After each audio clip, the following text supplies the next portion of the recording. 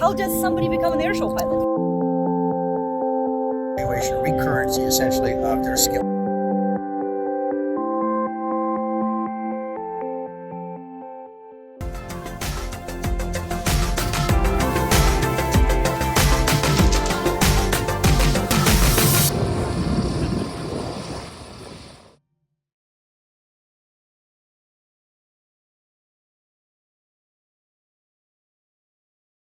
Greetings from Olympic Airshow.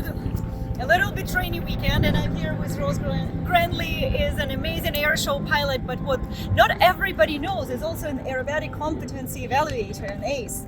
And tell us, what is that, and how does somebody become an airshow pilot? Well, I mean, the first clue is just in the last letter of ACE, the evaluator. My job is to, firstly, it's mostly airshow performers getting every year a reevaluation, a recurrency, essentially, of their skills and their competencies and their knowledge.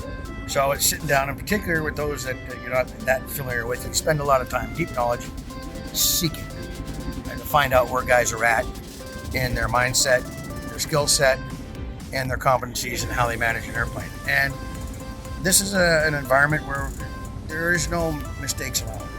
I mean, little things happen, we talk about it.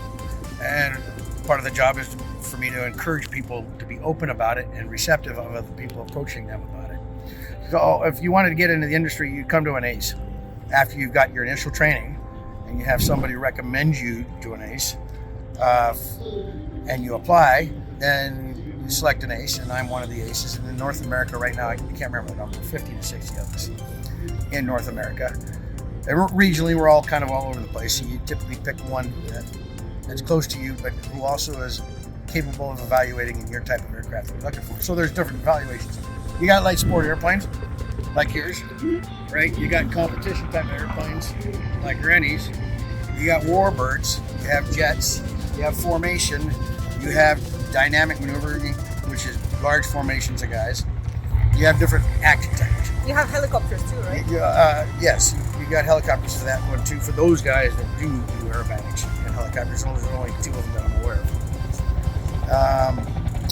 So all those things, imagine an act, you need to be evaluated in that act. You need to come to somebody who has the skills to evaluate you in that. In other words, has a background in it or a specific knowledge about it that he can pass on tips, threats, dangers in the area, things to be aware of, working with the crowd, where you can lose situational awareness. And this is all something you have to think through yourself, but you talk through it with an ACE as well, who corrects your misunderstandings, if there are any, and works with you to make yourself better all the time, to the pursuit of excellence. And that's what we're trying to do.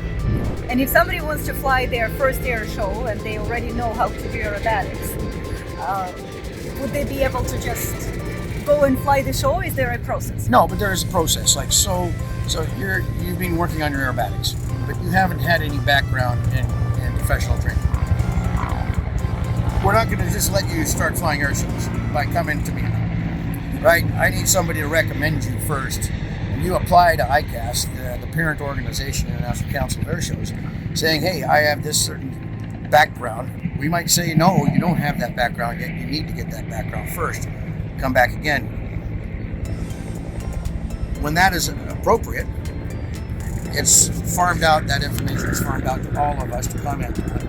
All of us, aerobatic competency evaluators, to comment on. And if there are no issues, concerns with you and your background, in many behaviors, your character, your competency, your skill set, your knowledge, then we'll sit down and have a conversation. Now, I won't do a single evaluation ever on a new person myself without having flown with them in something. I don't care if it's your airplane. I don't care if it's my airplane. I want airplane. I want to see how you manage an airplane, how you make decisions. I want to see how you fly an airplane. I want to see how you understand all the core skills that you need and knowledge. But if you're ham-fisted, I'm not going to evaluate you. I'll say you need to go out there and retrain yourself, right? Because I'm not here to train you. I'm here to evaluate. There's other guys who will train you. That's not my practice. Okay. Right? So you do that. You say, okay, yeah, I think you're good enough. Let's go. and we'll go through your stuff with you. And it could be a long process, it could be a quick process. But let's say you're successful. You start out at 800 feet. Your first 12 shows, you can't, I think it's 12 shows, you can't change your act. You got to fly precisely like it was set up, like it was briefed.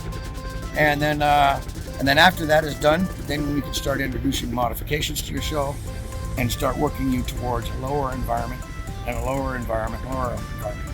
And the whole process to get down to a surface level on, no restrictions in any particular airplane can take a number of years, depending on how many shows you have done. So you have to be committed to it. You got to understand you're not getting paid till you get down to the zero level. So this is out of your pocket, and you're making a lot of phone calls and showing up places begging for an ability to practice, even at an air show that you've not been hired at. So that's just the step process you have to go through. It's not like it used to be a lot of pencil whipping. We've introduced a bunch of more professional environment.